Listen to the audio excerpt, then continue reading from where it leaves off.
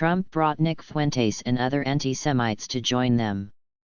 MAGA is okay with it all as it's just a cozy little dinner for five normalizing bigotry. Even Kanye West was invited.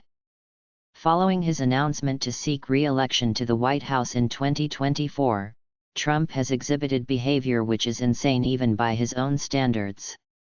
He has openly courted figures from Holocaust denial and white supremacist circles and invited them to his Mar-A-Lago resort. It's the Putin knob waxer and his flunkies who think they have a chance to start anything in this country. It always starts off with small things like this. Trump agreed to have dinner with a known anti-Semite.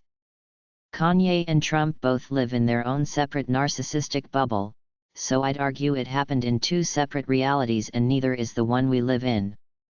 Kanye thinks he can go and casually tell a guy who really needs to be president to stay out of jail and bankruptcy that he's also running and be welcomed with open arms. Trump thinks anyone who isn't 100% on his side and willing to sacrifice everything in one-sided loyalty is evil. In Kanye's case, his mental illness is no excuse whatsoever for the dangerous and hateful rhetoric that he is peddling in and amplifying. He is an egomaniac and a horrible person. He's a bigot and an asshole who's chosen to get rid of any support, not take his medication and surround himself with sycophants and parasites. Now Kanye reported that Trump was really impressed by Nick Fuentes. Of course Donald Trump, man who is definitely a racist, would be impressed with a literal neo-Nazi like Fuentes. This is a reflection of the mainstream of the GOP. MTG and Gosar have attended events hosted by Nick Fuentes. He recently called for a Christo-fascist dictatorship to come to power and force everyone in the US to think and act exactly how they want. No birth control, no homosexuality, no premarital sex, women can no longer work outside the home. Forced birth. This is not a joke.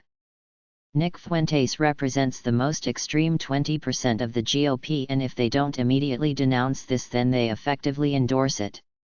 The GOP has become the most revolting collection of bigots, authoritarians, scammers, money launderers, duplicitous fanatics, perverts, opportunists, and half-wits gathered at the White House, with the possible exception of when Donald Trump tweeted from the shitter during executive time. When Trump said last month, Jewish Americans should be more appreciative of what he did for Israel, before it's too late, I didn't see any ambiguity in that statement. To me it meant letting the Charlottesville white supremacists make good on their promise. I found that one of the most chilling statements uttered. I am somewhat surprised that it wasn't jumped on either at the time or later. It was a clear instruction, it was an unambiguous order, not a slip of the tongue.